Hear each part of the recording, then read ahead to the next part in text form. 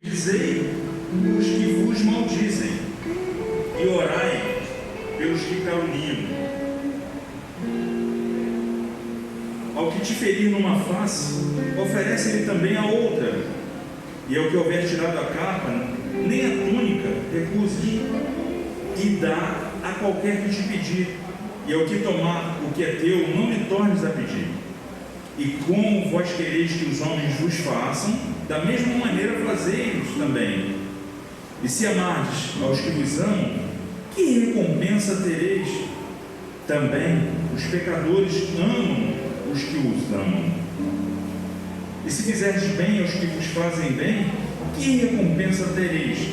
Se os pecadores também fazem assim com seus amigos. Que essa palavra venha abençoar e edificar as nossas vidas, nossos corações, e que nós possamos entender que fazer o bem é muito além daquilo que a gente pensa. Fazer o bem não é só porque eu recebo bem, eu faço bem independente das circunstâncias. É isso que o texto está dizendo aqui.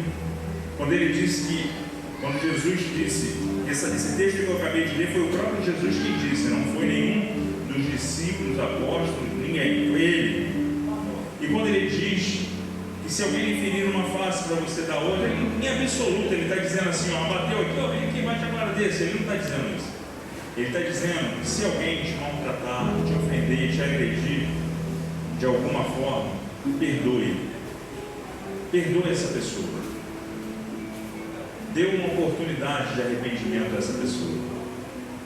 Porque as pessoas, conforme eu acabei de falar antes, na carne, ninguém faz bem para ninguém.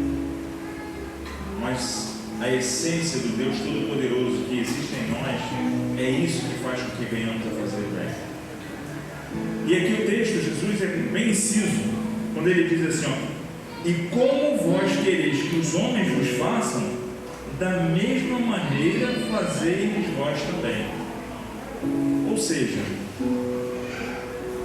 aquilo que é ruim para mim, eu tenho que pensar, é ruim para o outro.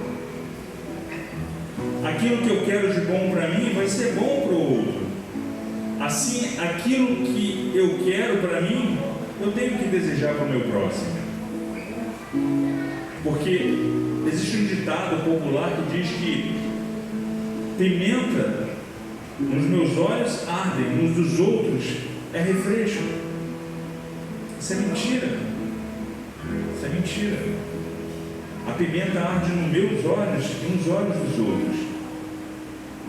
Nós temos que olhar para dentro de nós mesmos e pensar como que tem sido minha vida, como que eu tenho caminhado nessa terra. Eu bem certo estou que o ano passado, nessa época do ano, as pessoas estavam fazendo planos e falando, tomara que 2019 vai logo embora. Mas olha 2020 como que está. Olha como nós estamos vivendo. Olha aqui, ó, todo mundo assim, ó. Mas é um momento de reflexão. É um momento que nós podemos olhar para dentro de nós mesmos e pensarmos, como será 2021? O que eu espero para 2021? Para a minha vida? Eu quero continuar só existindo? Ou eu penso que eu posso fazer a diferença? Todos nós precisamos de sonhar. Todos nós precisamos de planejar o futuro, porque é isso que nos mantém motivados para continuar caminhando. Só que existe uma grande diferença daqueles que sonham, daqueles que planejam e daqueles que executam. Existe uma diferença muito grande, que é chamada de atitude. Então, como eu disse aqui, é momento de reflexão. Vamos pensar, o que eu quero para 2021? Como é que eu quero continuar a minha vida? Eu quero continuar andando da maneira como eu venho andando, ou seja, existindo, ou eu quero fazer uma diferença. Eu quero chegar em 2021, olhar para trás e ver, valeu a pena. Aconteceu. Só que muitas pessoas põem até a culpa, alguns em Deus, outros até no diabo. Só que tem muitas coisas que nos acontecem que nós não precisávamos nem estar passando. E o culpado de estarmos passando, sabe quem é? Nós mesmos. Nós mesmos. O profeta Jeremias disse: de que se queixa o homem a não ser dos seus próprios erros e pecados? Ou seja, nós já falamos aqui em outras oportunidades que Deus, quando pede para que você não peque, não é porque Ele não quer que você experimente outras coisas, é porque Ele sabe que todo pecado gera consequências. E toda consequência do pecado é danosa. E qual o pai que quer ver um filho sofrendo? Ele sabe que quando você peca, você vai sofrer lá na frente. Então Ele fala: não peques. Isso me faz lembrar aquela mulher que foi pega no ato do adultério. Aquele momento dramático na sua vida, em que ela é levada diante de Jesus e as pessoas esperando só o sinal de positivo para atacar suas pedras. Aquela mulher não conhecia Jesus Cristo. Aquela mulher já deve ter ouvido falar, mas não conhecia Jesus Cristo. Até aquele dia. Naquele dia, ela começou a olhar para aquelas pedras. Sabe o que ela enxergou ali? A sua sentença de morte. Bom, minha vida acabou aqui. Mas só que tinha uma coisa de diferente naquele momento, naquele evento ali. A presença de Jesus. E quando ela olha para Jesus, algo acontece. Porque os seus acusadores falam para Jesus: olha, a lei manda apedrejar, o que a gente faz? E aí Jesus profere aquela tão conhecida frase: aquele que não tiver nenhum pecado, atire a primeira pedra. E todos vão embora, e eles começam a soltar suas pedras ao chão e vão embora. E quando aquela mulher olha aquelas pedras no chão, que há alguns instantes que antecediam aquele momento, ela viu como sua sentença de morte. Naquele momento em que ela se deparou com Jesus e Jesus profere isso, ela descobre que ela estava diante do seu maior livramento. E a partir daquele momento, ela se volta para Jesus. E a sua vida muda muito, muito. Hoje não é diferente. Jesus se faz presente neste lugar.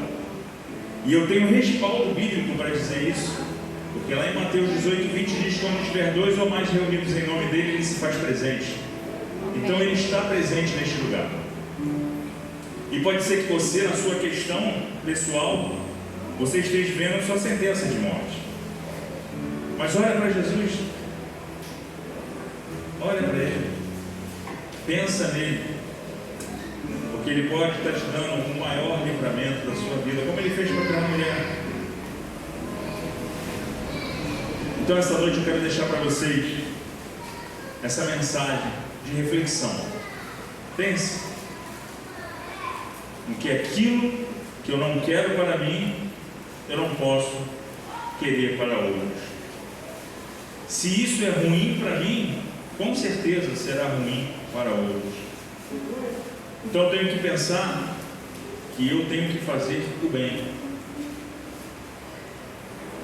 Nós estamos aqui todas as segundas e terças-feiras por causa do nosso amor a Deus, que Ele coloca dentro de nós esse amor, Ele nos retribui esse amor para que nós venhamos a amar o nosso próximo. Nós, todos nós, precisamos entender que quando eu faço bem, o que volta para mim é bem. O texto em Gálatas, no capítulo 6, verso 7, diz assim, Deus não se deixa escarnecer. Ou seja, em outras traduções diz: de Deus não se zomba. Tudo que o homem semear, ele vai colher. E antes de eu fechar aqui o meu pensamento, eu quero dizer para você o seguinte: que semear, tudo aquilo que você semear, você vai colher. Porque o texto diz: de Deus não se zomba. Tudo aquilo que semeia, colhe. Semear é livre. Você semeia se você quiser. Mas deixa eu dar uma palavra para você: colher é obrigatório.